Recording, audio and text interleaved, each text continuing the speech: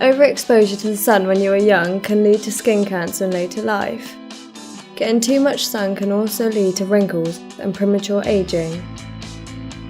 Skin cancer is one of the most common cancers in the world. There are two main types of skin cancer: malignant melanoma, the most serious type, and non-melanoma skin cancer, more common and easily treated.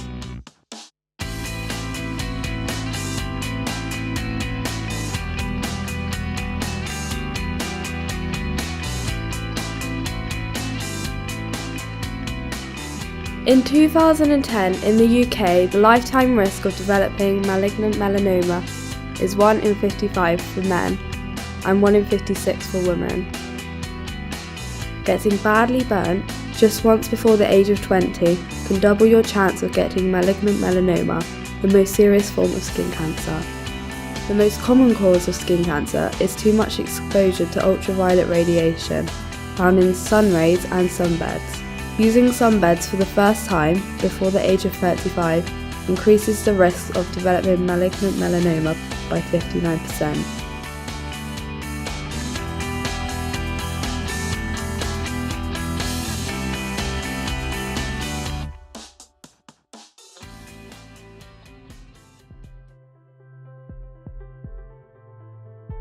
When I was younger, I spent a lot of time outdoors, and in my teenage years I was very active and very sporty and was forever out on my bike training for racing. And I never thought about covering up. I always thought because I was on the move I would never have a problem with having sunburn, but a few occasions I did get badly burnt, and that's what I think I put it down to.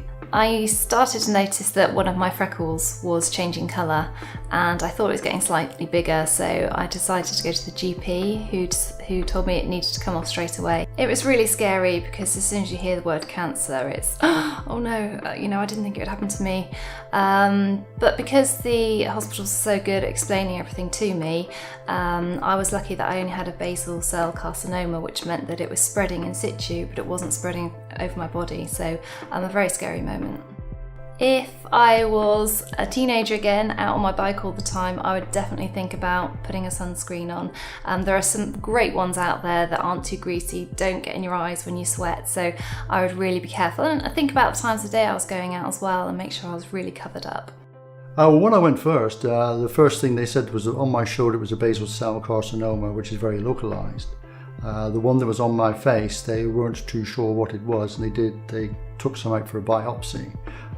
Waiting for the result of that biopsy was quite traumatic. And if they'd managed to get all of the cancer from those tests, then that would be the end of it. But if they hadn't, if the peripheral still had cancer cells in it, then it would mean I would have had to go on and had major skin graft surgery. As it was, the surgery I had was a cut from my eyelid down my cheek. I had 15 stitches. Which was quite a large operation, but it would have meant major surgery, and that waiting for the results of that back, I think that was the worst time. I'm here now talking to you. You don't want to be doing exactly the same thing in 10, 15 years time. You don't want to be stood in front of somebody telling them your experience. But I knew it wasn't the right thing. I knew I should have really gone into the shade, gone to a cafe, not been on the beach all that time. I knew that.